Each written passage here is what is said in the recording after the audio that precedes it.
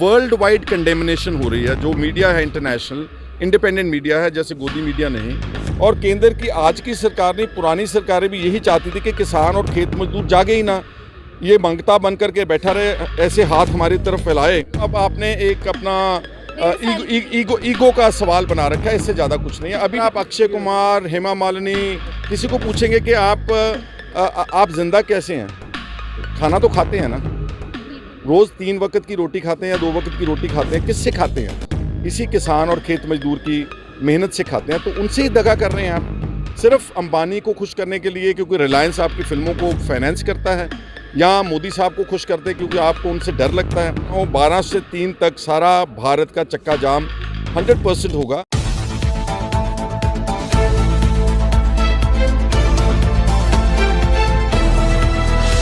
मेरा नाम सुखपाल सिंह खैरा है, मैं MLA हूँ पंजाब से और फॉर्मर लीडर ऑफ ऑपोजिशन यानी कि विपक्ष का नेता पंजाब में रह चुका हूँ।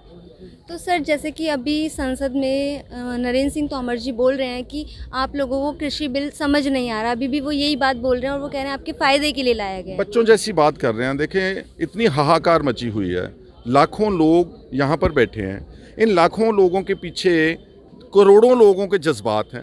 वर्ल्ड वाइड कंडेमनेशन हो रही है। जो मीडिया है इंटरनेशनल इंडिपेंडेंट मीडिया है, जैसे गोदी मीडिया नहीं, सब ने कहते हैं कि घरों के ऊपर चढ़ कर के नारे लगा करके बोल दिया है कि हमको ये कानून नहीं चाहिए।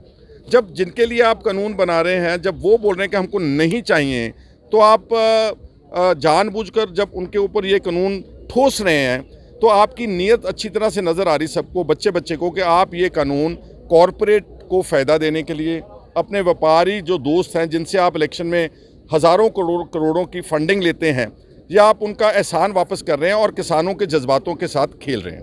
और वो ये भी कह रहे थे कि जो मतलब अभी जो ये जो कानून है, इसको लेकर उन्होंने ये भी बोला कि अमेंडमेंट जो हम लोग कर रहे हैं, अमेंडमेंट करने के लिए बोल रहे हैं, ये इसलिए नहीं कर रहे हैं कि आप लोग मान जाएं, हम इसलिए नहीं कर रहे हैं कि कानून में गलती है, वो अमेंडमेंट इसलिए नहीं कर रहे हैं, उनका ये भी कहना है। तो अमेंडमेंट और क्या होती है? जब पहले दिन किसानों ने आंदोलन शुरू किया था, तो इन्होंने बोला था कि हम अमेंडमेंट भी नहीं करेंगे। तो जब किसानों का आंदोलन जोर पकड़ा, तो पहले अमेंडमेंट के ऊपर आ गए। फिर इनकी सरकार ही बोल रही है कि हम 1.5 साल के लिए कानूनों को निलंबित कर देते हैं। जब निलंबित करने के ऊपर आ गए हैं, तो फिर उसको रद्द करने में क्या रह गया है बाकी? सरकार मान चुकी है कि लोगों का इतना प्रेशर है हमारे ऊपर कि हम इसको सस्पेंड कर देते हैं। तो फिर अगर सस्पेंड कर सकते हैं आप, सिर्फ अब आपने एक अपना ईगो का सवाल बना रखा है, इससे ज़्यादा कुछ नहीं है। अभी भी समा ऐसा है कि अगर मोदी आज बोल देंगे ना कि हमने कानून अच्छे बनाए अपनी तरफ से, लेकिन अगर किसानों को ये कानून अच्छे नहीं, हम उन कानूनों को रद्द कर देते हैं, बात खत्म हो जाती है। लेकिन कृषि मंत्री तो सपोर्ट कर रहे हैं ना। मैंने पहले भी बोला था कि ये सारी सपोर्ट जो है बिल्स की, ये at the behest of corporate lobby है। एक तरफ ये किसान हैं, हम अगर चंदा देना भी चाहें तो हम 100 200 500 1000 रुपया दे सकते हैं। और इसके मुकाबले के ऊपर जो इलेक्शन फंडिंग है, एक घराना जैसे अंबानी है या अंडानी है, वो एक ही झटके में इन पार्टियों को इलेक्शन लड़ने के लिए 10-10 हज़ार करोड़ रुपया दे सकती है। तो अपने आप उनका झुकाव जो है उनकी तरफ हुआ है, इतनी बात है सिर्फ। और जैसे कि कल के लिए बोल रहे हैं चक्का जाम करने के लिए, बिल्कुल चक्का जाम होना चाहिए, और बड़ी ठीक तरीके से कॉल दी है कि लोगों को भी तकलीफ ना हो। 12 से 3 तक सारा भारत का चक्का जाम 100% होगा, क्योंकि भारत क्या है, भारत 65-70% तो गांव में रहते हैं लोग, और ये जो गांव के लोग हैं, ये इस पहली बार अपने हकूक़ के लिए आगे आए हैं। और केंद्र की आज की सरकार नहीं, पुरानी सरकारें भी यही चाहती थी कि किसान और खेत मजदूर जागे ही ना, ये मंगता बन करके बैठा रहे, ऐसे हाथ हमारी तरफ फैलाए।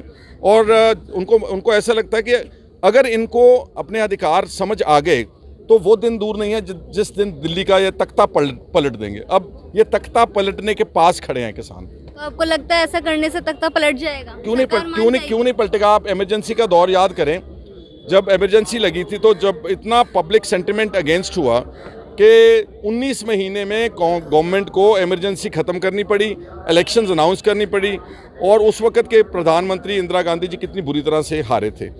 ऐसा ही जज्बात, फ़र्क यह है कि उस वक्त ऑपोजिशन पार्टीज़ ने किया था, अब ये जन आंदोलन है। अब ये जन आंदोलन है, और जैसे कि यहाँ पर बैरिकेड्स लगा दिए गए दिल्ली से ताकि कोई यूपी में ना आ पाए, इस पर आप क्या ये तो बदलाखोरी है, ये पॉलिटिकल, इसको बोलते हैं पॉलिटिकल टेररिज्म, इसको बोलते हैं स्टेट स्पॉन्सर्ड टेररिज्म। जब सरकार ऐसे हथकंडे अपनाए कि अपने ही लोगों की जान की प्यासी हो जाए, जैसे वो नवरीत सिंह को मार दिया जो डिबडिबा गांव का था, या जो 150-200 किसान मरे, तो ये इसको यही टर्म दूंगा कि ये स्टेट स्पॉन्सर्ड टेररिज्म। जो लोग इंसाफ मांगने आए उनके ऊपर मुकदमे दर्ज कर दिए, उनको जेलों में डाल दिया, बहुत सारे हमारे नौजवान अभी लापता हैं। तो ये सारी बातें दिखाती हैं कि इस देश की सरकार अपने ही देश के शांतमयी पीसफुल प्रोटेस्टर्स को एक अपने दुश्मन समझ करके काम करी, जो बैरिकेडिंग की जो तारें लगे। वो तो पीसफुली नहीं मान रहे ना, वो तो कह रहे हैं आपने 26 जनवरी को हुड़दंग कर दिया था, आतंक मचा दिया था, आपको आतंकवादी और खालिस्तानी बोला जा रहा है ना। कई बार बोला, उनका मकसद पता क्या है? उनका मकसद ये है कि किसी तरीके से किसानों के आंदोलन को हम कम्युनल डिवाइड ले आएं, इसको इस तरह से भड़काएं कि इसको धर्मों की लड़ाई बना दें। पर वही तो बात मैं करने आया हूँ टिकैत साहब के साथ कि उन्होंने इसको धर्मों की लड़ाई बनने ही नहीं दिया। अभी भी उन्होंने बोला है नरेंद्र सिंह तोमर जी ने कि ये तो सिखों की लड़ाई है, किसानों की नहीं है, ये भी बात अब आप इसी गाजीपुर मोर्चे, अभी गाजीपुर मोर्चे पर आप जाकर के देखें कि कितने लोग सारी उत्तर प्रदेश से, हरियाणा से, और मैं पलवल गया था, वहाँ पलवल वाले मोर्चे के ऊपर तो एक भी सिख नहीं था। क्या वो किसान नहीं है? और जो किसान पूना में, नासिक से पूना लाखों की तादाद में मार्च कर रहे हैं, वो सिख हैं। जो तमिलनाडु में, कर्नाटका में, जो दूसरी स्टेट्स में बगावत कर रहे हैं, किसान आंदोलन कर रहे हैं, क्या वो सिख हैं? सो गवर्नमेंट तो ये चाहती है ना अरसे से कि इनको हम ऐसे एंटी नेशनल बोल करके तो उनको आपस में लड़ाएं। जो कुछ कुंडली और वो बॉर्डर पे हुआ ना 28-29 जनवरी को, कुछ जो पेड बदमाश थे उन्होंने जाकर के मोर्चे को खदेड़ने की कोशिश की, तो वो इनवाइट करे, वो चाहते थे कि यहाँ से हमारे को पत्थर आएँ, हमारे को लाठियाँ बरसाई जाएं, हम लोगों के कहेंगे कि ये देखो ये दंगाकारी बैठे, लेकिन उन्होंने ये मौका ही नहीं दिया उनको। और तोमर जी आज ये भी बोल रहे हैं कि मैंने पूछा कि इस जो आप काला कानून कह रहे हो, इसमें मैंने ये पूछा कि काला क्या है, तो उनके पास आज भी जवाब नहीं है किसानों के पास कि इस बिल में काला क्या है, तो आप बता दीजिए। ना, उनका दिल काला है, क्योंकि उनके दिल में खोट है। जब किसी आदमी के दिल में बेईमानी होती ना, तो इस तरह के बेबुनियाद इल्ज़ाम दूसरों की तरफ लगाता है, और जो झूठा होता है वो बहुत ऊंची आवाज़ में बोलता है, और जो झूठा होता है वो झूठ को बार बार बोल के उसको सच साबित करने की कोशिश करता है। जैसे बीजेपी की सरकार ने इस कानून को किसान हितैषी बता करके सारे देश में घूमने की कोशिश की, कहीं पर भी इनका कहीं अड्डा लगने नहीं दिया लोगों ने। तो इसी से समझ जाएं कि किसान नहीं चाहते ये लोग, ठीक है। और जैसे कि इंटरनेशनल लेवल पे आप लोगों को सपोर्ट मिल रहा है, वहाँ के सेलिब्रिटीज़ या वहाँ के सब लोग सपोर्ट कर रहे हैं आप लोगों को, लेकिन हमारे जो देश के लोग हैं, देश की सेलिब्रिटी हैं, बॉलीवुड एक्टर हैं या फिर क्रिकेटर हैं, वो आप लोगों का विरोध कर रहे हैं। क्योंकि उनके दिल में जो इंसानियत का जज्बा होना चाहिए वो है ही नहीं। ये सारे कमर्शलाइज्ड लोग हैं। अगर आप अक्षय कुमार, हेमा मालिनी, किसी को पूछेंगे कि आप जिंदा कैसे हैं, खाना तो खाते हैं ना, रोज़ 3 वक्त की रोटी खाते हैं या 2 वक्त की रोटी खाते हैं, किससे खाते हैं? इसी किसान और खेत मजदूर की मेहनत से खाते हैं। तो उनसे ही दगा कर रहे हैं आप, सिर्फ अंबानी को खुश करने के लिए, क्योंकि रिलायंस आपकी फिल्मों को फाइनेंस करता है, या मोदी साहब को खुश करते हैं क्योंकि आपको उनसे डर लगता है। जो सेलिब्रिटीज़ वेस्टर्न वर्ल्ड के हैं वो आज़ाद परिंदे हैं, वो किसी से डरते नहीं हैं, ये डरपोक लोग हैं। वो कह रहे हैं कॉन्ट्रैक्ट लो है, उसके थ्रू आपकी खेती मतलब कॉन्ट्रैक्ट बेस पे ली जाएगी, ताकि किसी एक ब्रांड बना दिया जाए, लोगों को रोजगार मिलेगा उससे। देखें, कॉन्ट्रैक्ट का जो फॉर्मूला है वो एक बार नहीं लाखों बार बोल चुके हैं लोग कि वेस्टर्न वर्ल्ड में, यूरोप में, अमेरिका में फेल हो चुका है। तो जो एक्सपेरिमेंट वेस्टर्न वर्ल्ड में पहले फेल हो चुका है, आप उसको हमारे ऊपर क्यों ठोस रहे हैं? और फिर मोदी साहब ने कानून बनाने से पहले अगर देश के किसानों से मशवरा करके बनाते तो ये आंदोलन का नौबत ही ना आती। गलत करते हैं। मेजॉरिटी अगर आपको लोकसभा में दी है, वो इसलिए थोड़ो दी कि आप कैबिनेट में 50-60 मंत्री बैठ करके कोई भी कानून बना दें। अब देख रहे हैं ना क्या हो रहा है उन कानूनों का।